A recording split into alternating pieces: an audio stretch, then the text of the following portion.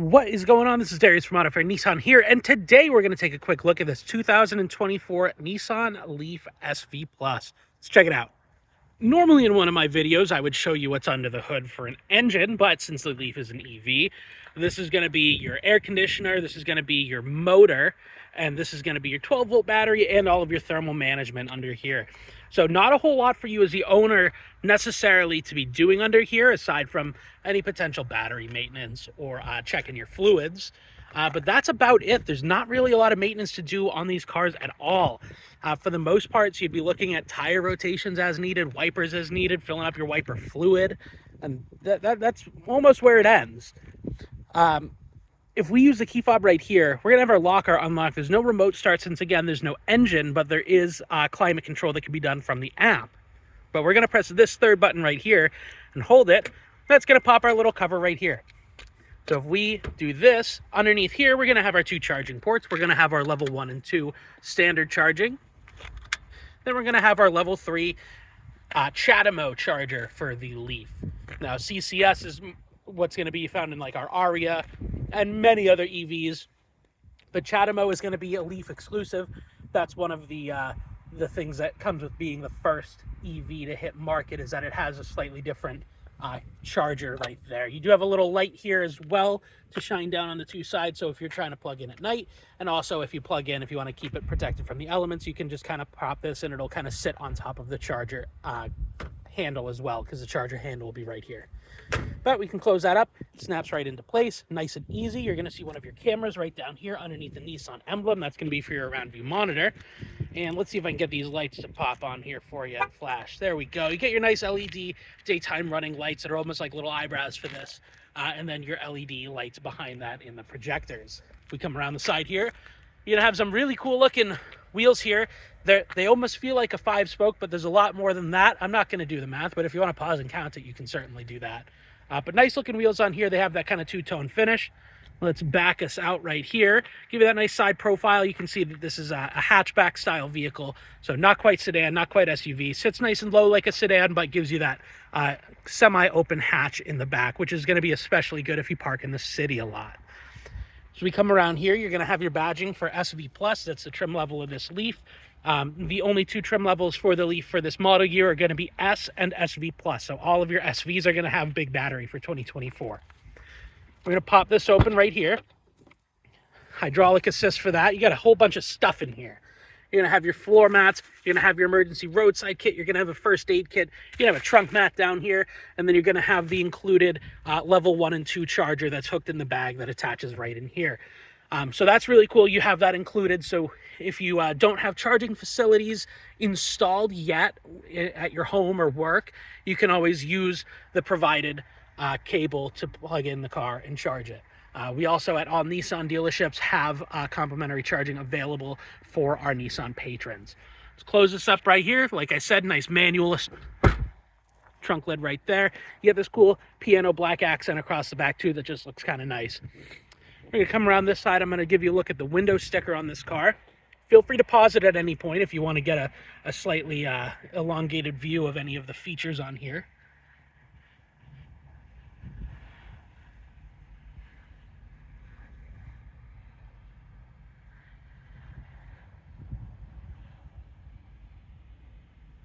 Great safety ratings on this, and one thing to point out on here too is if you look at your horsepower spec here, the 214.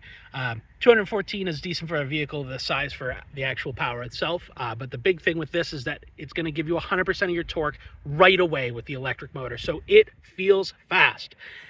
Now, if you're driving high performance Tesla Model S's or anything like that, you might notice that it's not quite as much of a supercar as something like that on the acceleration. But if you're used to driving, your typical economy or to mid-range cars, you're going to notice a lot of instant torque right away.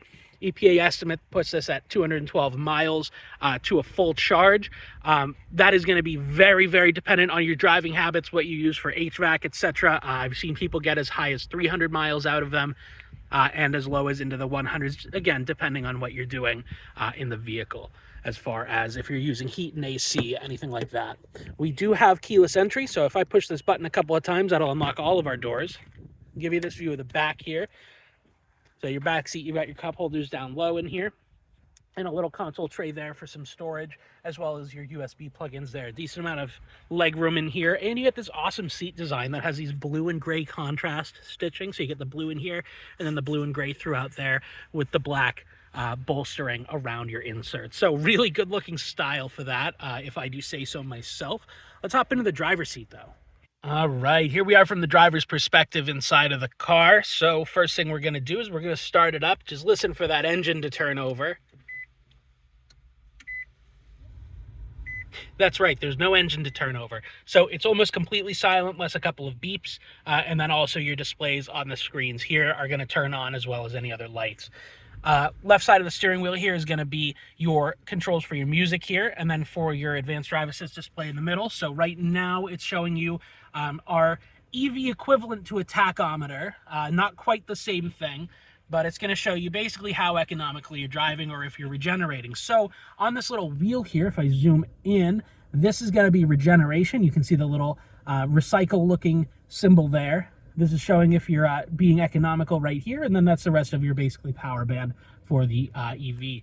Now you can cycle through all your settings for that. You've got basically your first one here is EV specific stuff. So you can kind of cycle through that, battery information, temperature, and your capacity, showing if there's any degradation of battery cells, which Nissan does warranty. More information for that is available on nissanusa.com, or if you have specific questions, feel free to leave any comments in the comments section below. Music stuff here, you can have navigation. It'll give you your turn by turn. You've got your little eco settings here to show you your consumption and your history of your consumption. Move over one more time. We've got digital speed. We're going to have your individual tire pressures that pop up when you're driving, all your safety zones, all that kind of good stuff. So lots of good stuff in here for you to look at. And it is like that full half digital dashboard here. So you've got your speedometer analog over here. And then the rest of this you can really kind of adjust to your preferences. Battery level is going to show down there at the bottom. And this does give you your estimated range. One thing that I've noticed is that it's very accurate.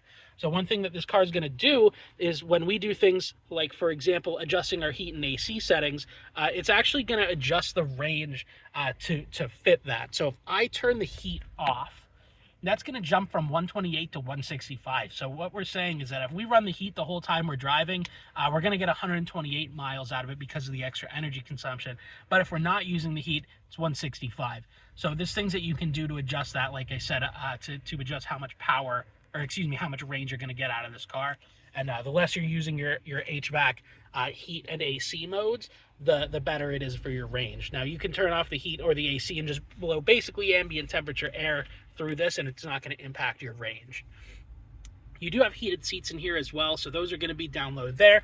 And on this left side here, you're going to have a heated steering wheel. That's this orange illuminated spot right there. A couple other things for you. You're going to have a button to pop that front cover for your charger.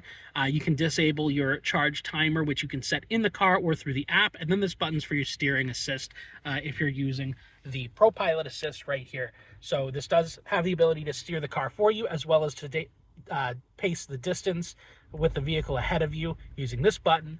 And if you don't like that steering assist, or you do like it and it's off, you can use that button down low on the dashboard to quickly enable or disable it.